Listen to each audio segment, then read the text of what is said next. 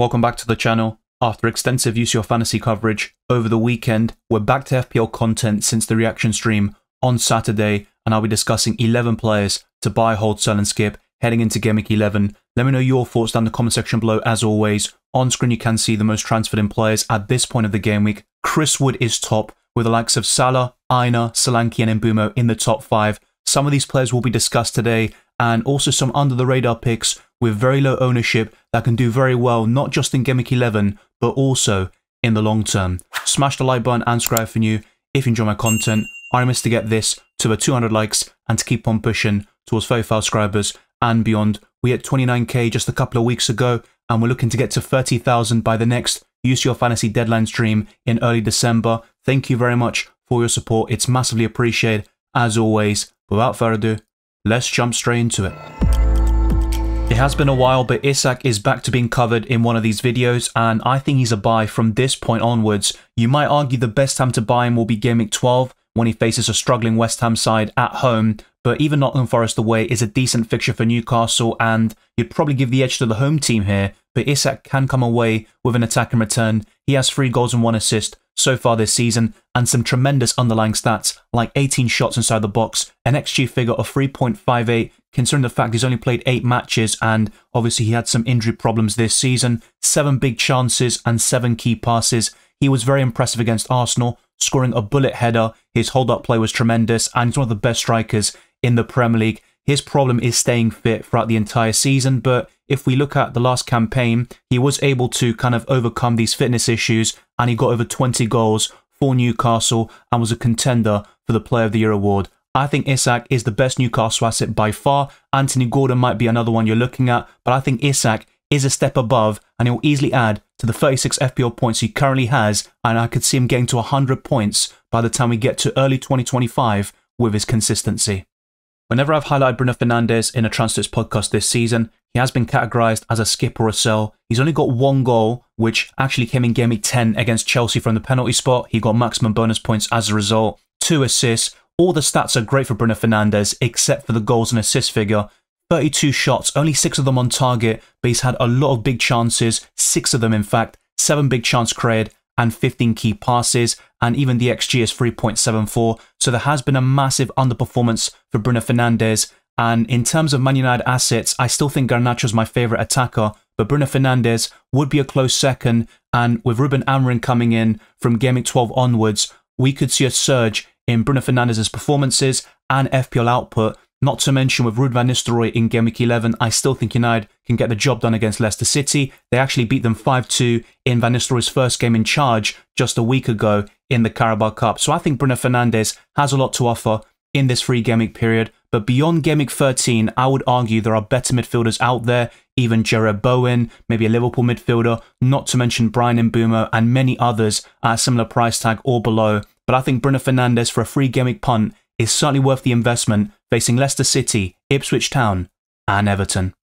Strand Larsen is one of the best differentials you can buy in Game Week 11, facing Southampton at home, arguably the worst team in the Premier League, although Wolves are currently sitting bottom of the table. He's got 4 goals and 1 assist with 6 big chances and 43 FPL points, but the ownership figure is only 2.4%, and most people gravitate towards Cunha, who has gone up in price again to 6.7 million. And you might be asking why you're not highlighting Aït-Nouri or Cunha as buys this week. That's because I've done so in previous Transfers podcasts. I think Cunha is the best Wolves asset and is probably worth the extra million over Strand Larsen, but I think the Norwegian striker can keep pace, especially in terms of goals scored, and they've got the exact same numbers in terms of goals and assists this season. So I think you can't go wrong with Strand Larsen or Cunha, and both of them can do really well against Southampton at home. Fulham away might be a bit tough, but you've got Bournemouth at home and Everton away straight afterwards, and Wolves are top of the fixture difficulty rating until Game Week 18. So I think Strand Larsen is one of the best forwards you can buy, especially at this price point and below. We're now onto the hold section, and Cole Palmer is currently yellow flagged in FPL. He wasn't spotted in training on Tuesday the 5th of November, and they do have a Europa Conference League game, which obviously Cole Palmer isn't registered for right now, but all the players that haven't even featured in that competition were in training on Tuesday, but Cole Palmer wasn't after suffering that heavy challenge from Lisandro Martinez in Game Week 10. He should have been sent off. He wasn't, of course, but Cole Palmer is still a hold for me until we get confirmation that he's out for a couple of weeks, and even that could mean he misses only one game week, maybe even two. Palmer is one of the best midfielders in FPL from now until the end of the season. I see him as a season keeper, despite facing Arsenal at home. I think he'll be available for this game, but let's keep an eye out for this situation. He did miss the previous meeting with Arsenal, which resulted in a 5-0 win for the Gunners. We're definitely not going to see that this time round, and Chelsea have a great opportunity to cement their status in the Premier League table above Arsenal if they get the victory this weekend, and Cole Palmer would be instrumental in such a victory. He has 7 goals and 5 assists this season, 11 big chance created, only trailing the likes of Saka in the Premier League, 8 big chances himself, 28 key passes, an XG figure of 4.43. Any stat you can read out is going to be impressive from Cole Palmer, and he's a bonus points machine. So I think Cole Palmer is a hold unless we find out for sure that he's going to miss multiple game weeks, because of that price tag, that's going to be very difficult to keep in your team. Another yellow flag midfielder is Morgan Rogers, but Unai Emery said straight after their 4-1 defeat to Tottenham that Morgan Rogers is fine, he could have continued, but he wanted to play Duran alongside Ollie Watkins, and Rogers has been in training for Aston Villa's clash against Club Brugge in the Champions League. This video is recorded before that takes place on Wednesday, the 6th of November, and if Aston Villa win that, they will actually regain top spot in the Champions League phase table. I still think Morgan Rogers is a hold, but in some cases, you might be looking to sell Erling Haaland and then upgrade one of your midfielders to Salah. I think Rogers to Salah would still be a great transfer for you, but if you are looking to hold a budget midfielder, I think Rogers has a lot of value to offer. I would bench him in Game Week 11 and possibly when Aston Villa face Chelsea in Game Week 13, but they have a good fixture run coming up from Game Week 12 onwards, and Rogers is definitely playable against Crystal Palace and Brentford at home. 2 fixtures Aston Villa should win and score plenty of goals in. Rogers scored Aston Villa's only goal against Tottenham and got 2 bonus points despite the fact that his team lost 4-1, which is mightily impressive. That's 5 bonus points for the season, 3 goals, 2 assists, an ownership figure of over 20% and 44 FPL points, 5 big chances and 5 big chance created. I think Morgan Rogers is one of the best budget midfielders in the game.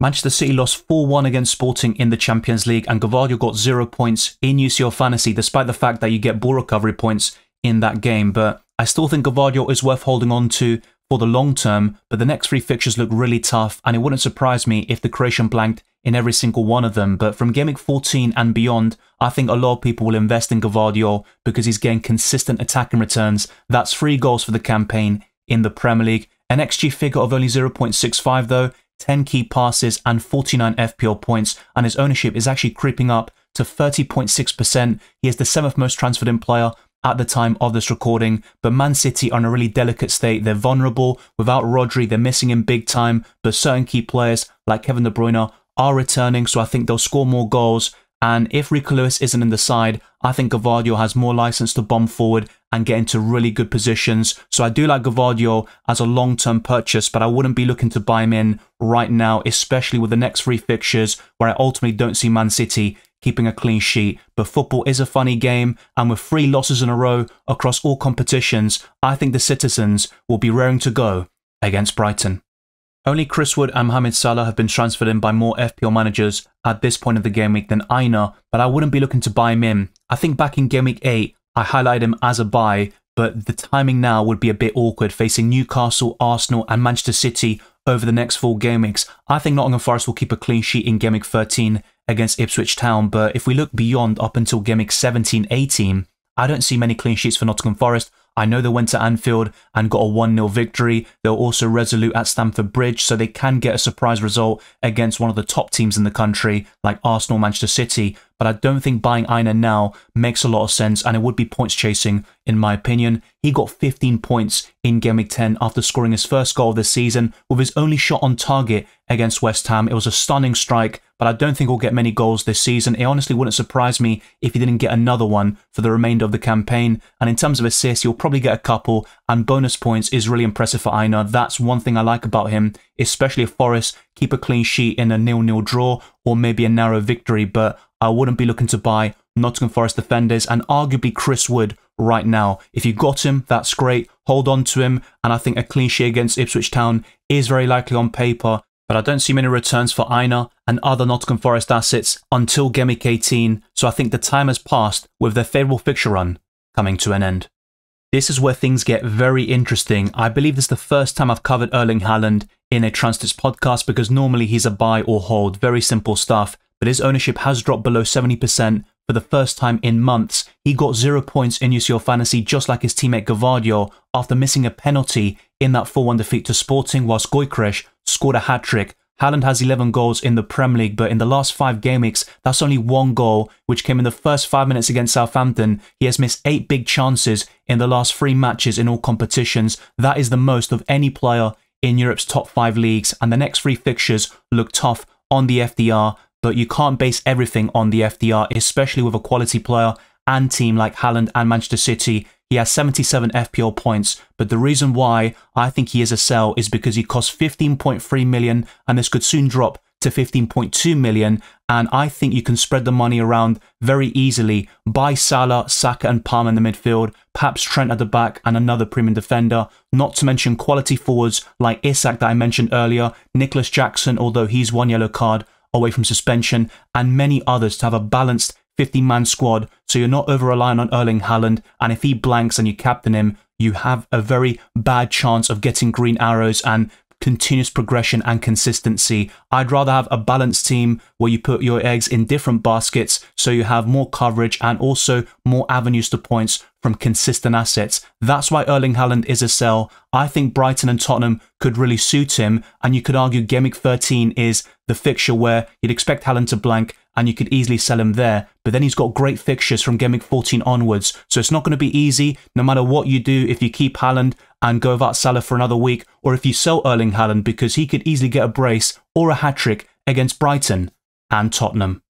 A much easier sell would be Dominic Calvert-Lewin, who has blanked and blanked. He has been very disappointing after a decent period between game weeks 2 to 4. But he's got 2 goals and 1 assist this season. He's only a budget forward after all, but when you've got Strand Larsen, Cunha, Wissa, Raul Jimenez, and so many consistent budget forwards, it's just difficult to make a case for keeping Calvert-Lewin, who still has good fixtures until Game Week 15. The next 4 look really impressive on the FDR. You've got 3 green fixtures in West Ham, Brentford and Wolves, but from Game Week 15 to 18, Everton faced the likes of Manchester City, Liverpool, Arsenal and Chelsea. So by Game Week 15, you'd probably want to sell all of your Everton assets, maybe keep a budget defender like Mykolenko, but Dominic Calvert-Lewin is a very easy sell. We know it seems almost too easy, so if you do sell him this week, he'll probably return. That's how FPL is. It's FPL heritage, as we say. He does have great underlying stats like 21 shots inside the box, an XG figure of 3.42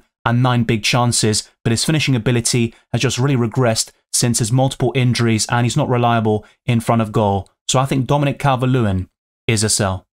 Anthony Gordon has gone from hero to villain in FPL for me, because last season he would get me some massive returns with low effective ownership, so it would help me rise up the ranks very quickly. He would get double-digit hauls against the best teams like Arsenal, Chelsea, Man United and Spurs. But this season, whilst he has done against some of those clubs like Man City, winning the penalty and scoring, a great assist against Arsenal, probably the best assist of the weekend, a fantastic cross for Isak, he has been very inconsistent, only 2 goals and 1 assist, just like Dominic Calvert-Lewin, and I benched him back in Game Week 2 when he got 10 points against Bournemouth. He might offer some good value in the coming weeks, particularly in fixtures like West Ham at home in Game Week 12, but I think the best Newcastle asset is Isak if he can stay fit. But Gordon has some very impressive numbers, like 20 key passes, which is definitely the standout, and also 3 big chance created and 5 big chances. But he has played a lot of football on the right, and I think he plays much better in his natural position as a left winger, but he can offer value in either position. I just wouldn't go for him at this moment in time, especially with the sheer number of players you can go for in the midfield at cheaper price points like Garnacho, Semenyo, Rodgers, and many more, even McNeil for the next 4 game weeks. So I think Anthony Gordon is a skip.